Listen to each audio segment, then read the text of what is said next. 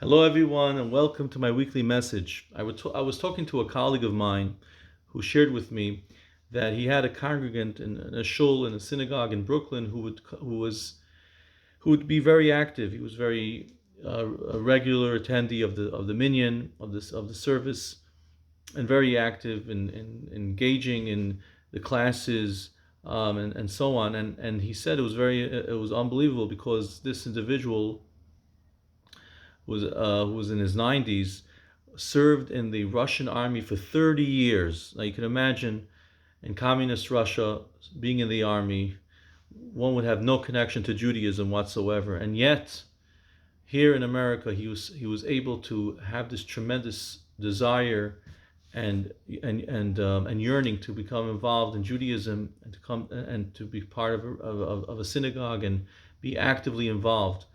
This could only be explained what we call hisarusa de la'ela, a tremendous awakening from above. I know in our own synagogue we have one of our members who served in the army and now comes on a regular basis to services every Shabbos and very involved in the shul. So you see here how what we call a hisarusa de la'ela, this is something that we read in this week's parsha, behaloscha saneros, when Aaron is commanded to light the menorah from. So the expression is to kindle the menorah, that the lights are independently burning on their own. That the flame of the candles should be burning with their own light, which means spiritually that we are at times given this awakening from above, this hisorurut, this awakening, and it's up to us to utilize those moments of feeling, of wanting to come close to God, and utilize them in doing concrete efforts such as synagogue participation, Torah classes, mitzvot, any good deeds that we do. We never dismiss those feelings. The Pirkei Avot speaks about this humming voice that is heard at Sinai to awaken the Jewish people to study, engage in Torah. Throughout history, we have Jewish people who were, for whatever reason, never involved in Judaism, and for some reason, in some point in their life, they had this tremendous awakening. We have to utilize those moments of awakening that come from above, that awaken what we call the Pintel Yid, the Jewish spark, and increase in Torah mitzvahs whenever possible. And in that way, it will be shalhevet olam yalel, that our flame, our inner soul, will burn brightly and inspire others. I want to welcome everyone to our Jewish services. Candlelighting for the New York metropolitan area is at 8 p.m. tonight. Services will be mincha at 7:45, weather permitting. Hopefully, weather will allow us to have a minyan tonight. Tomorrow morning, our class at 9:30.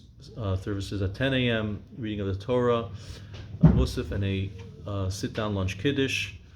We also this week we study chapter 2 of Pirkei Avot, and Shabbos ends at 9:08. Ma'ariv will be at 9:20 p.m.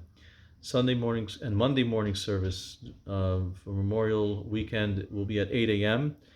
Both days will have breakfast. Sunday's breakfast is sponsored by the family of Vladimir Shugubayev, Vladimir Ben Sion Shiftan, who's a year passing unfortunately since his passing. So the family is commemorating his unveiling this Sunday. So they're sponsoring the breakfast in his memory. May we only have simchas. I want to mention also that, God willing, we're going to print early this year for the calendars. So please submit your advertisements in our Jewish and Russian Jewish calendar, English and Russian Jewish calendars. We have two publications that come out.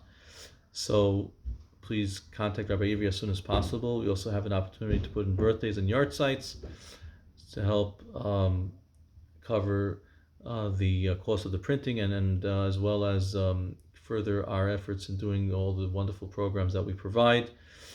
Wishing everyone a Shabbat Shalom and a meaningful Memorial Weekend.